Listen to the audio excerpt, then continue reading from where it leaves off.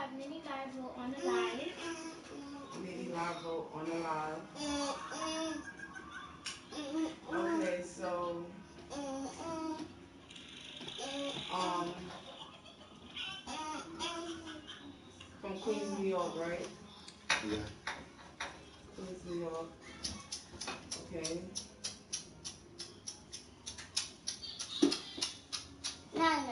We came in to speak about this Tekashi 6ix9ine situation. Well, really not situation, but mainly about Tekashi 6ix9ine.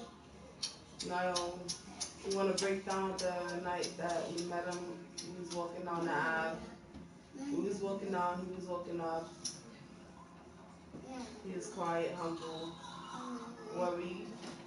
Looked like he had a lot on his mind. And then his hair color is what made everybody stop in. Well, not everybody, well, we stopped and we was speaking on him because it was a late night, wasn't nobody around anyway. It was just us. Yeah. So I stopped and I was like, oh, nice hair color and stuff like that. You know, compliment him on his hair color. It was nice, it was lit, it was fire. And it was the summertime. Yeah.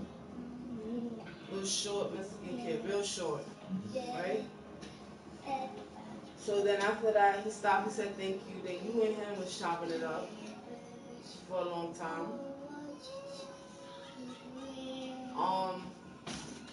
Want to tell us what's one of those things y'all was chopping it up about? We chopped up about a few things, and I just met him. He was telling me about how he wanted something good to happen for him, and he had a case going on, not just the one he's in now. Yeah. And he said he had a case, a rape case, and he just came out and he was just pouring out all his feelings, I guess. Yeah. Like I was a psychiatrist.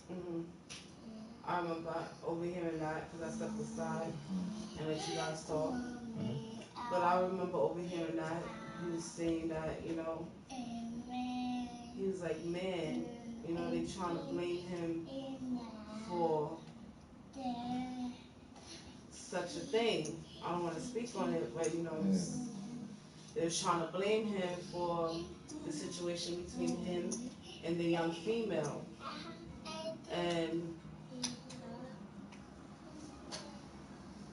I'm pretty sure everybody can remember what the situation was between him and the female. I don't have to say it. Yeah, he was just pouring his heart out, and I could tell he was innocent. You agree? Yeah. Because he came out and he was open about it or whatever. Yeah. Not like a guilty person having someone in mind. He just was open about it and talk about it. And he just said he wanted something good to happen for him. I told him I used to rap, you know, whatever. And he rapped for me, I rapped for him or whatever and stuff like that. And I told him I used to rap with Nicki or whatever. And, you know, don't worry, good things are going to come from him. Right. So, anybody who was guilty in such of a thing won't speak on it. Nah. He didn't give up that line. He seemed They like will hide, they'll try to run, they will try to be away from people, first of all. Yeah, he seemed like a genuine person.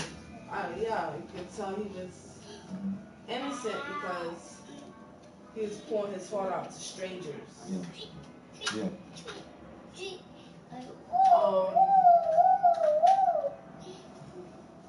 I'm not sure if he felt the vibe that we weren't going to judge him. No, we didn't. We don't judge him. We didn't judge him, we don't judge. But I'm not sure if he felt the vibes that we weren't going to judge him, that's why he poured his heart out.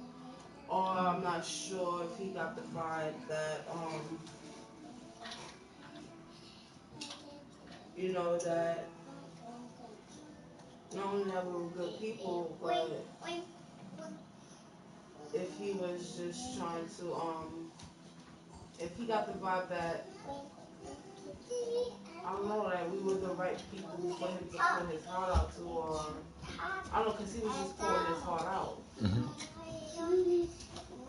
to strangers. Yeah. And not only that, you guys had conversation about different things. Yeah, we was elaborating on many things.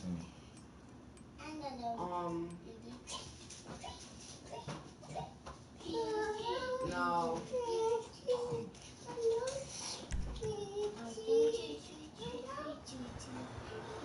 another thing is,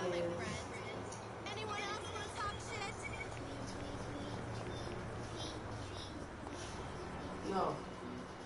Another thing is that night when you guys was chopping it up, did he seem like he was into like any other trouble than what he mentioned? No, just that case that he had on his head or whatever, and that was it. Yeah, just that case. He said that he wanted something good to happen for him or whatever, like, you know, a super blessing. Mm-hmm. Did he mention he was a rapper? Not until I mentioned I was rapping. I told him I used to rap with Nicki. And then he mentioned he rapped. Yeah. Did he mention throwing a party in your penthouse? Speak with guest services and the evidence from last night's debauchery will be cleaned. No, he said his name was Tekashi. He wrote that on the paper that we put the phone number. Yeah. So he gave you his phone number and they told him to call him. Yeah.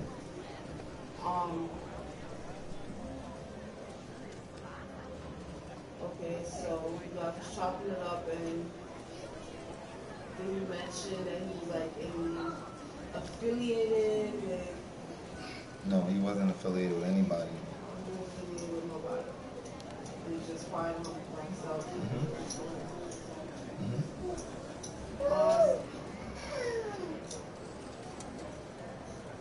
So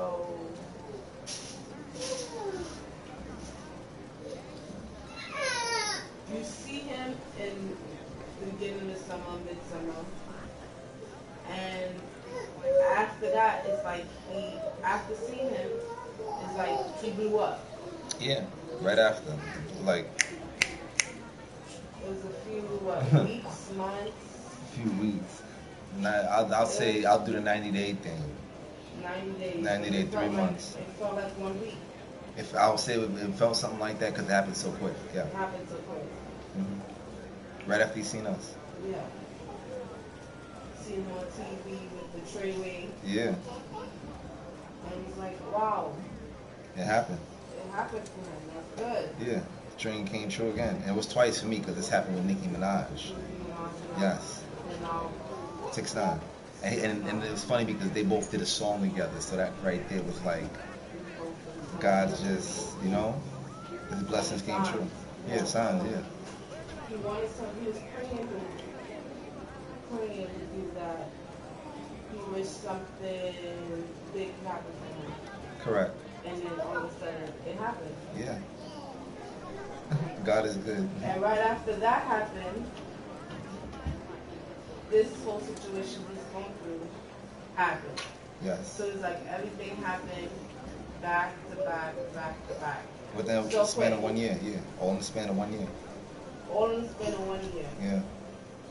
Something like the Bobby Schmurda. Yeah, we know him too, but that's a whole total different story of Bobby. Different topic. Because actually the name Smurda, they got it from Shemeli.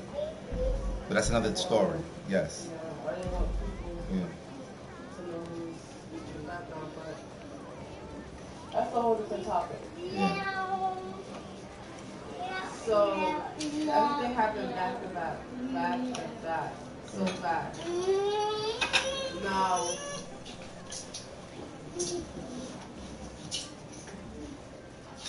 I want to say, do you think he's gonna get out? Do I think he's going to get out? Is that he's a psychic ability, in my opinion, my hypothesis. Well, using whatever you choose to. You know, judging off of meeting the person before the thing and seeing what that person has become so quick. Do you think he's affiliated with anything they're accusing him of, or okay, we're not gonna say that. Do you feel that he should stay or he should be home? So you're asking me, should he walk? Well, I'm not saying Is he should going? he Is he walk, gonna? Is he gonna walk? You ask me. because the way that this The whole situation, you is saying breaking down, it's this? looking like he had nothing really to do with whatever they're accusing him of. Now, I don't really want to speak on it because I'm not there, so I don't know. Talking about the summary. How's it gonna end? From what I'm Is seeing from the breakdown, and people having documentation of what occurred or what he's saying in court and stuff like that, it don't look like he's being blamed for that much. Like everyone else is having multiple charges. Yeah. So that's why I say, for what he took part in, do you think we get time served, or do you think stay, or do you stay back? You asked me the outcome. Is he going to walk? And my answer is he going to walk? Did Christ walk on water? All right. Did Michael Jackson moonwalk? Okay. So I guess you can put two and two together and figure out your answer. But you mentioned that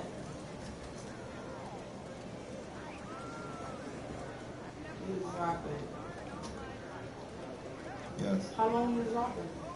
As far as me, Yeah. wow, that goes back to when I was in the group homes. Okay. I was in a group homes with DMX, Children's Village, upstate Dots Ferry, 1988. He knows about me. Shout out Stacks. And group home brother. Earl Simmons, yeah. I know no fucking restrictions because my French. That was. Yeah, so what is the topic? Alright, so it is doing this for a while. You mentioned that you knew Nicki Minaj. Yeah, actually, 6ix9ine and Nicki did a song together. They both did a. They both did a song together, and I told Daniel that I used to rap with Onika or whatever, and it just to come to find out that in the end he ended up doing a song with her. That was just mind bending, twice.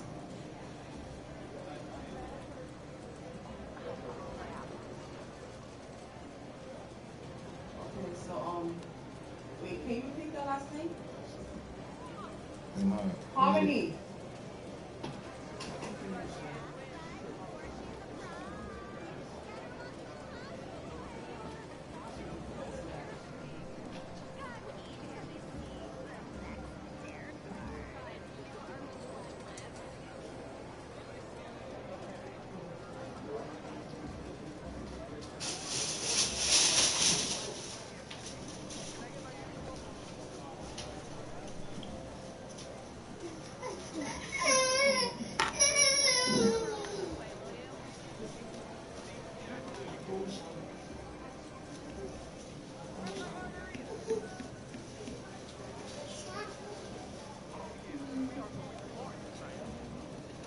Okay, so talk about you mentioned you never Nicki Minaj. You met her back in 06? Yeah, 06. Yeah, and she had to be. Yeah, 06. Yeah, I remember the date.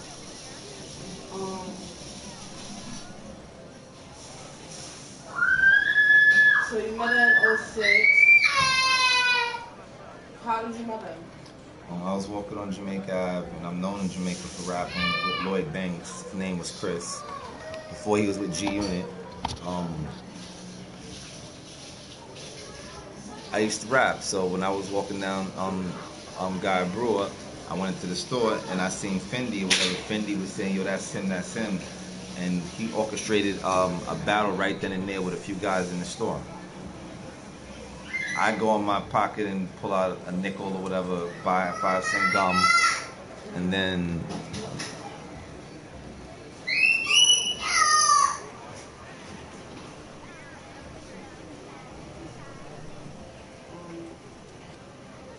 We So start. you met him at the store, and then he orchestrated rap battle between you and Nicki Minaj. Onika, she wasn't Nicki Minaj then. She wasn't Nicki Minaj until she heard of Nitty Live. She was Onika. Her name is Onika, I believe, Mirage. But when she seen Nitty Live, well, Fendi asked me, you know, like, let's battle or whatever. So I'm like, all right. And we did that. We went 3 rounds. You know, I bought the gum or whatever, popped the gum in my mouth, whatever, and I was like, ladies first. She started laughing and giggling. And then we went back and forth 3 rounds. At the Nikki rapped like a da da da da da da da a da da da da da da, and I came in with the brrrr, spitting that, and you know the stuff, the flow that she actually uses now on some of her album. At the end of 3 rounds, Kendi's gonna say this one's hard. Everybody was around was like, yo, this one's hard, light, and all them from the was, you know, some friends of mine, of hers too. It was like, this one's hard. And Nikki had her head down or whatever, and she had on the beige army cap. Her hair was down flat. And then she put her head up when Bendy said this is a tie and looked like this, like Eminem in the movie 8 Mile. That was kind of funny to me, because it was like really actually a movie moment. Not even comparing it to 8 Mile. It was just crazy like that.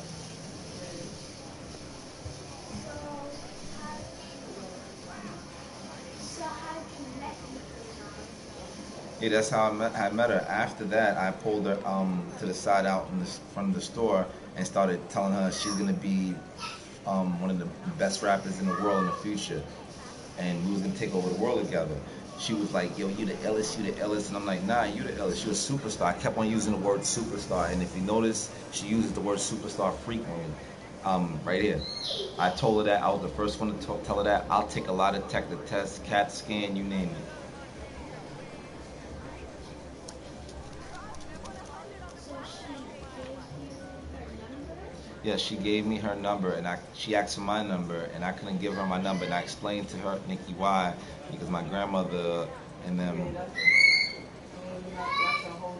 Yeah, but I'm just telling you actually what happened. But I mentioned my grandmother. No, but I told Nikki about my grandmother. I said my grandmother. You call in my house and my grandmother. You know. Same situation. Yeah. Basically. Yeah. At that time, yeah. I'm just telling the truth. I don't want to leave any, thing out. So you guys didn't stay in touch after that? She gave me her number, and I did not call her. I put her number in my drawer.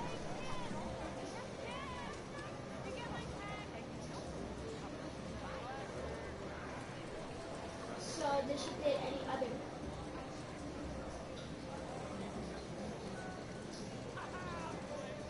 So did you do any other battle with anybody else? Did I do any battles with any other rappers? A lot, yes, lots. It was just Nikki. Before Freestyle Friday on 106 in Park, I started before the Queen or the King of the Ring, before the what's that show, The Voice and all those stuff, before American Idol. We had this thing set up in South Bronx called it wasn't pretty much no name for it, but it was on Beekman, on St. Anne's. We all meet up in a complex in one of like the what they call the community centers, and I was one of the first people there, and I held the anchor once again or whatever. And the way it was intended to be was not for 2 artists to diss one another and go back and forth. It was a cappella. It would be I'm rapping or whatever. Once I finish saying what I'm saying, it goes around in a full circle and never stops. You spit what you're spitting. You're not rhyming there to actually diss anybody there. Why? Because number one, you don't know anybody there. You didn't come there for that. You just want to showcase your talent. And the way that I orchestrated it was that everybody would go in a cipher, and I set it off or whatever. And people were just like, yo, what he said was ill. I got to top that. And that's how I held it down or whatever. And I played the cut after that. Okay,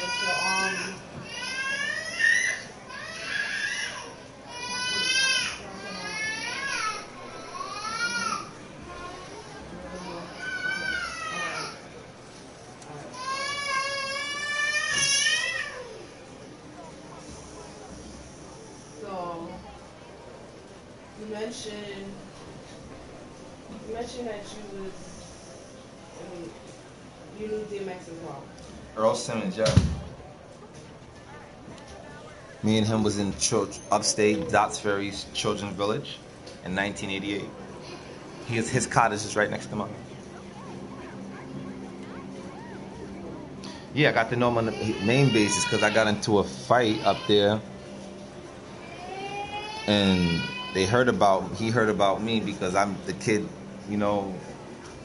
And yeah, and he ended up running off the campus after me and him had that, and X knew about that. So the stuff that X was like rapping about, he knew that I was one of the dudes that made another guy run off the campus, and that spread around like wildfire. So that's what people used to do? That's what all kids used to do? No, that's what I did. That's what you did? And he knows probably about that because he was right there. Everybody talked about it during that time. And I was a kid. That was 1988. X was like around 18. So, you mentioned that you knew Nicki Minaj and she gave you her number. Yes. Single. Nope. But I predicted everything where she's at now.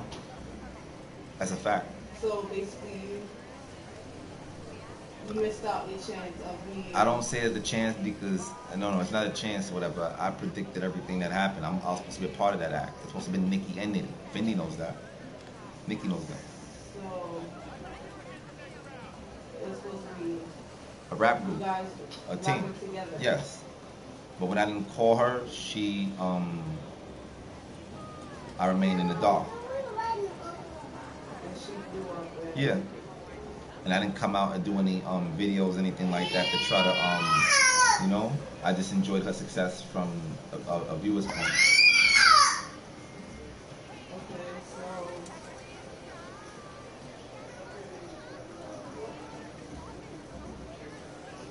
you got it wrong.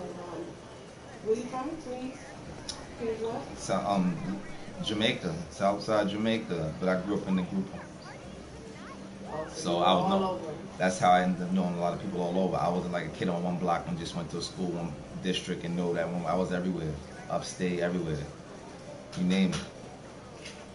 Hawthorne, Children's Village, Dots Ferry, Nyack, Sleepy Hollow, Spring Valley, Crystal Lake, where they filmed Jason at, Chestnut Ridge.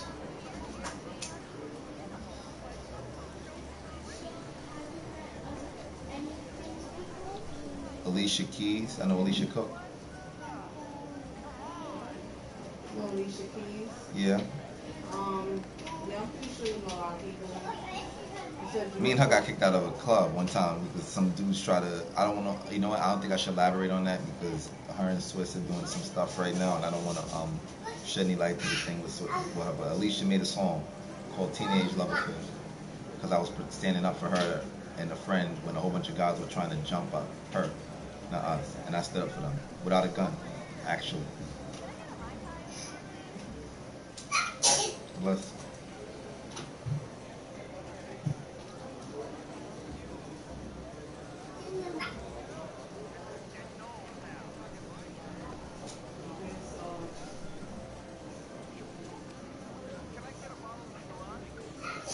Bless you again. Back to Tekashi 6ix9ine. Mm-hmm. We met him. I was over here in that meeting. You guys was talking about him meeting up with someone you knew from high school, John Jay. About murder. Yeah.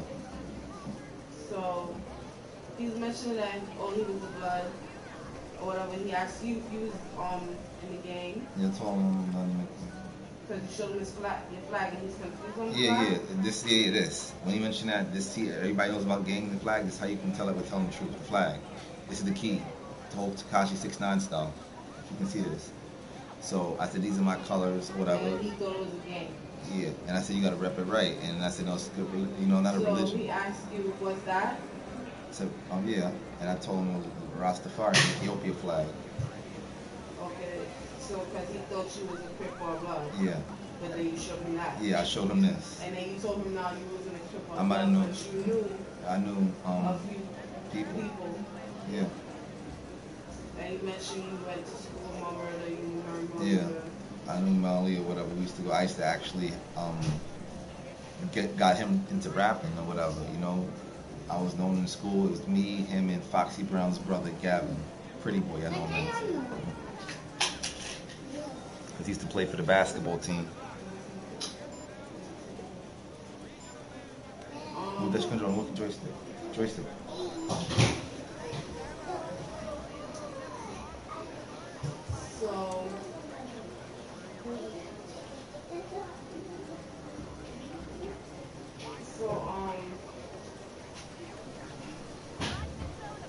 You mentioned that you went to school with him and you was telling him about him. Did he knew him at that time? No. No. He didn't know Mel. No. I know Mel over 20 years. He didn't know him. Because I was standing on the side while you guys was having a conversation, but I wasn't really eavesdropping on the conversation. It was in and out. I was hearing a few things y'all talking about. I was hearing y'all talking about something about gang, and then I know you was in gang video, and he was talking about the flag. Yeah. You had to break down the flag to him, and then he said he was actually going to put those colors in his ear. Yeah. And I told him just, good things are going to happen for him. Same thing I pretty much told Nikki. Back. Because he wanted something good to happen for him. Yeah. He's pretty much worried. Yeah. About a lot of things that you can see, and the vibe and energy. It wasn't a negative, bad energy. It was just someone who's in need of help. You got 10 minutes. Can somebody turn that water off? So,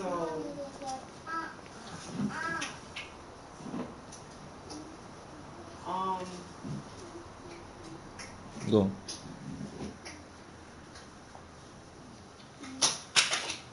Yeah, so you guys were chopping it up about that, and then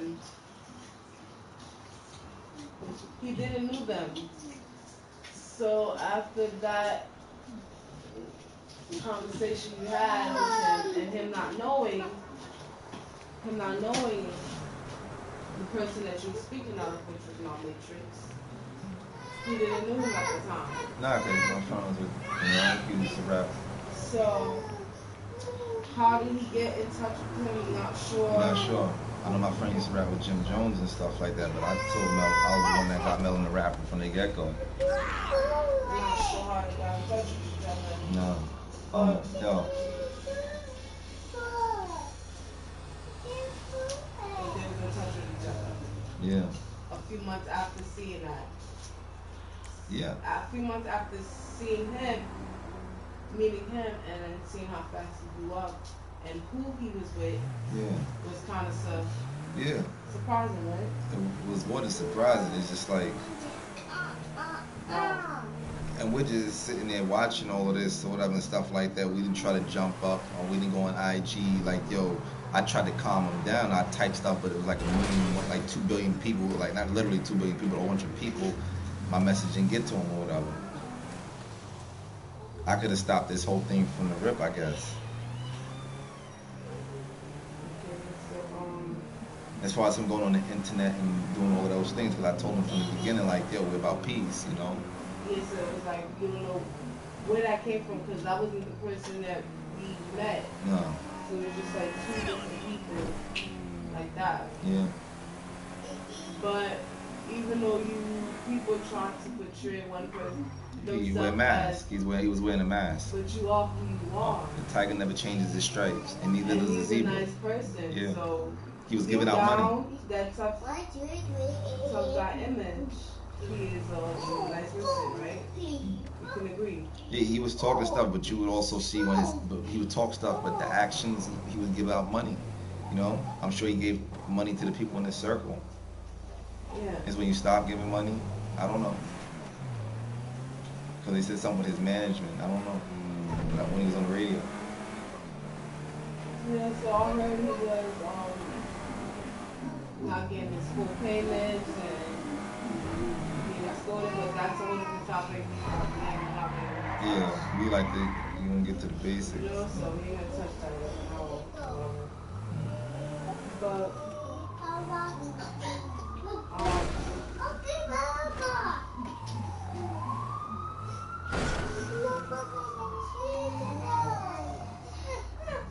you think the people are doing interviews and stuff, and everybody's moving to this like a like it's the new thing to move to. We were there from the Renaissance, the beginning. We was there from the beginning, and when the videos came around and people started, we weren't in there in the videos. And we not cloud chasing. We don't do that. We just wanted something good to happen for him, the same way I said for Nikki.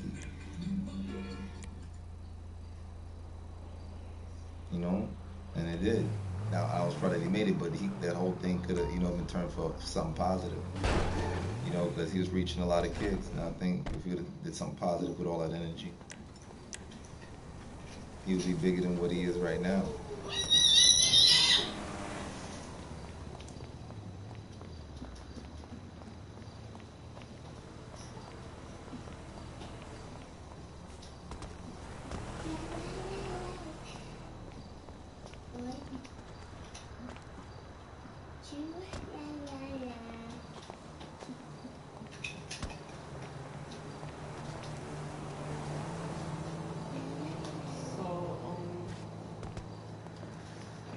yeah, I see it. Tekashi was rapping on it. Was you guys rapping on it? Oh yeah, he said he don't spit like that, but after he heard me spit, he had to spit. He said that, we'll judge it. He did an interview. He said that there's other guys out there that are real nice. He did an interview or whatever. I don't want to say he was talking about me, but when the name pops up, we'll just ask him. He's not the only rapper that said that.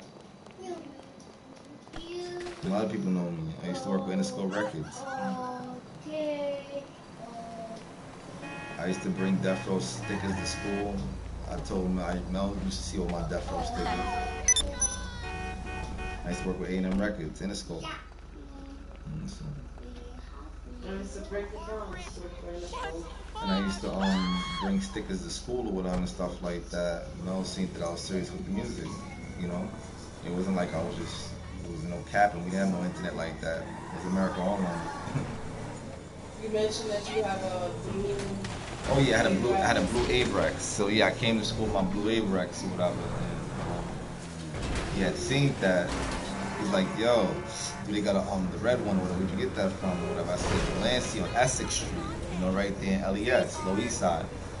And he said, yo, do you think they got rid of it? I said, yeah, tell the guy that I sent you. Tell him Nitty sent you or whatever, stuff like that. He came back to school, not the very next day, the day after that, with the matching Averex USA in the back to match with me in school. Yeah, blue also? He had the red one, the same exact one. So when you guys see each other, he was like, yeah. No, he told me he was going to do it before he did it, and when he did it, when he seen that I had the jewelry, because he wanted to see, like, yo, with my shines on my neck, and he seen that I was like, I was a humble dude. I wasn't like, trying to be all up in the chicks' faces in school. I was in school instead of cut like a band-aid and just be about my work.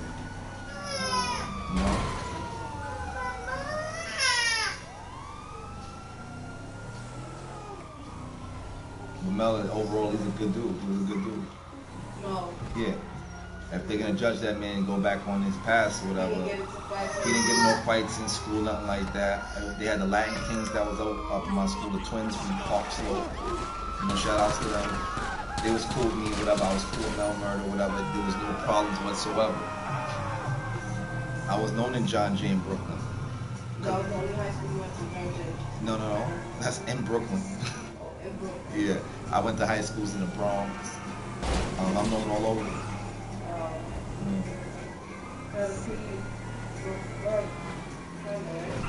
Rough, but a blessing because God took me and showed me many things. Okay. So, how was it like working with that? Interscope, Jimmy Iovine. First of all, we promoted the movie Players Club. Like I said, we had Death Row stickers, we had the Players Club stuff. We even had the Players Club book of matches with the striker, with the girl in the cocktail with her feet in the air. We had all that. The movie was successful. Jimmy Iovine took us all out to dinner at Jimmy's Cafe up in the Bronx. You know, yeah, paid. So he came out here to New York to meet you guys. I met Jimmy Iovine on many occasions. He worked at the Interscope Records on 57th Street at the top of the hotel. It was in a hotel then at that time. They moved since then. It was in a hotel on 57th Street, 9th Avenue, 10th Avenue, 9th Avenue, 8th Avenue. I used to work regularly on 8th Avenue. Yeah, the head of school. Yes, I sat down and had dinner with that man, you know. And at that time he was doing some deal with some chick from Japan, from Tiger Records or whatever. And Jimmy Iovine was very amused the way we conducted ourselves, and we were loyal. And I was told that he wanted to sign me. Yeah. So why you doing that song? Well, we were in the elevator talking about Tupac, which is another video or whatever. I don't want to elaborate on the Tupac thing. That's not for this video. Yeah. Okay. We can talk about Tupac. You out of here. Well, yeah, Jimmy Iovine. How was it like working for Jimmy Iovine? Okay, it's pictured like how you see 6ix9ine. Was it? Yeah, Jimmy Iovine's a very nice person or whatever, little short guy or whatever. He used to have the baseball caps and the glasses. He was a very pleasant person, very nice, very nice. I'm talking about Michael Jackson nice. We never met Michael Jackson, but as you can see Michael Jackson on TV, Jimmy Iovine was pretty much the same way. Even especially when you walk in the room. So, Rich Dollars from Love and Hip Hop, he used to work with us. If you know, so we sit at the table. Jimmy Iovine asks us, everybody go around the table and state your name. Tell a little about yourself. Before we went out to dinner, we was up at the record label. So he asks us all to go around the table and mention your name. We get the Rich Dollars, the Richie, right? Rich Dollars gonna be like, yo, Rich Dollars. They said your name isn't Dollars or whatever. He said we must call him Dollars or whatever. So I thought that was funny. I used to clown Rich Dollars about that. So it's you guys call him what? No, Jimmy Iovine stated asked everybody to go around the table and state their name, you know, so we can work with a record label. Everybody should know each other. And we got the Richie. Richie was like, yo, I'm Rich Dollars or whatever. We must call him Dollars whenever we mentioned the word Richie. So that was like a big joking thing. That was the only thing. That was the only thing pretty much. But we promoted Prince. We donated one of Shaquille O'Neal was rapping with the record label. I donated one of Shaquille O'Neal's shoes to the Boys and Girls Club of Harlem. They're still there to this day. You guys donated Shaquille O'Neal's shoe to the Boys and Girls Club of Harlem. Yes. Both sides? The left shoe, like this gigantic. I can't even fit in the screen. His shoe. I had his shoe in my hand. Yes, I held one of Shaq's shoes, everybody. I think I remember that. It was way back Yeah, in the day. and I donated it to the Boys and Girls Club of Harlem, and that's there to this day. So what did you guys get it from Shaq? Us at the record label, we donated it to Boys. Yeah, so that's stuff that I did in history that you didn't see me on TV those things for. are supposed to be documented somewhere out there on papers and articles. Yeah, but we didn't have this type of internet like we had back then. So I've been playing the cut like a bandit, like I said, you know. That's why Nikki, when I told Nikki I've been on, she came with the song I've been on. That's where that came from, because I was on before her. Oh, so you guys are still in touch? No, and I go on Instagram. I took the Nikki challenge. You know I'm talking about Nikki. She's getting married. Her man wouldn't like that. Okay.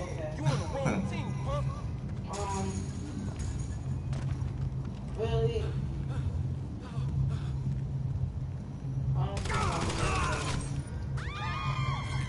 That's a whole different situation.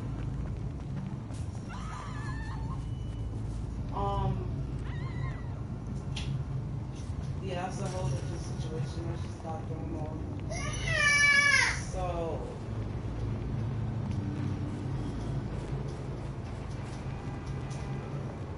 You better move you rest of that vote. Interscope, A&M Records. It's A&M. It's under it. It's Interscope Records.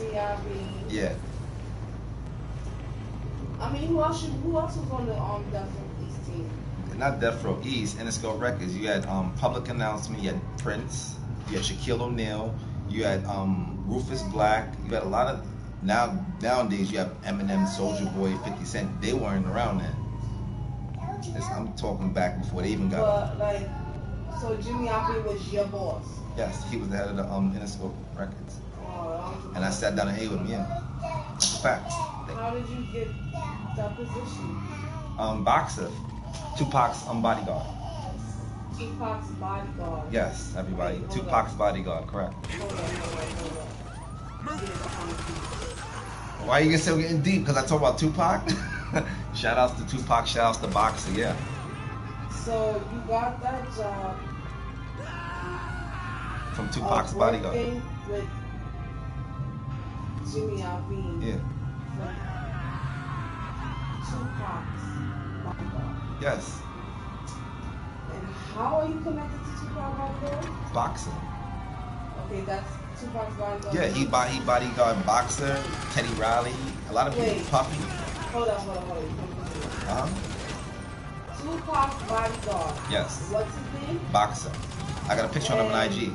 He bodyguard Let me pull it up. another person named Boxer. Well, we don't want to show. No, we can show this. We can show Boxer. We can do that. Because I got a picture of Tupac. Wouldn't it be good? Yeah, but we don't want to get copyright or anything. No, we can't. I'm Jimmy Iovine knows me. I state where I state. This is illegal documentation. You can't be on your line. Ain't no caps here, yo, everybody. My name is Nitty Lavo. Smoke cats like Raw Hydro. Ain't no capping. You don't do those. Hold on, let me show you the pictures. I got the proof. Hey, yo, this is not Photoshop. Tupac. Okay, so how did you Boxer? Boxer was pretty much family. That goes back to the traits of Harlem. Everything. Harlem. Right here. I got the picture. Let's blow it up. Can I show this in the camera? Tupac. Boxer. Oh, yeah. Alright. And as far as you want to see some more pictures? Let's show you Nicki Minaj while we're here. I got Nicki right here. Oh, it's not letting me show you Nicki. It's not going that far, but let me see what else I got. Well, I showed you Tupac. Y'all seen that. That should be good enough right there. Me showing Tupac should be good enough, guys. Who else is going to show you Tupac? Machiavelli. Peak my flesh, yeah. You said Boxer, Tupac's bodyguard was like family to you? Yes, more than family. I was at his house. His girlfriend, my friend, we were about to start a rap group. But Jimmy Iovine had said that he wanted to sign just me to the record label. I'm on the clock. What you want? Some wheels? You said what? Jimmy Iovine, Boxer told me when we was asking questions, some stuff about Tupac after coming from awards or something like that. Jimmy Iovine wanted me personally. The record label wanted me.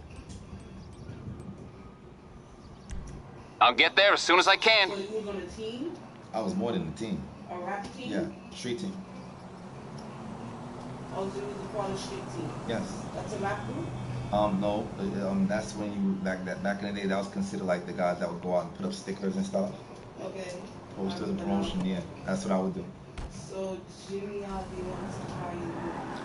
Sign me to the record label. Boxer said that. So why do you? Because everything happened so fast and I just wanted to go back home and work for McDonald's because God gave it all to me too quick. No, it happened too fast. I seen it and it was nothing bad. Everything was just too perfect and I deserved it, but I just wanted to sacrifice that to start all over, which sounds crazy, right?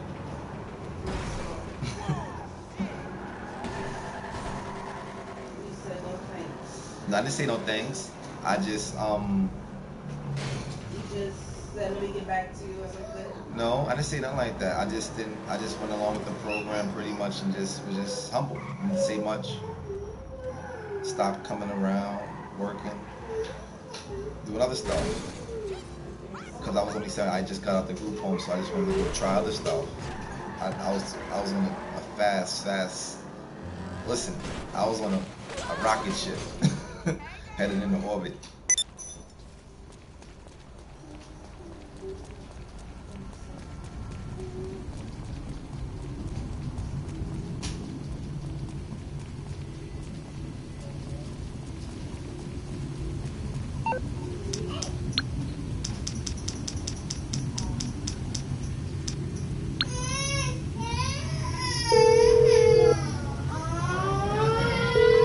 something, huh? One of your rides? Let me know. Alright, so yeah, there you guys have it. That's just the first part or whatever. With me or whatever, like I said, no questions is off limits. Lie detector test, CAT scan or whatever, everything gonna come back 360% clean. Not 100, not 90, not 110%, 360. So hit the inbox or whatever, with questions or whatever and stuff like that. You know, we'll get back to you as soon as you get back with Aight, us. I'll get back to work. Chop. Over and out.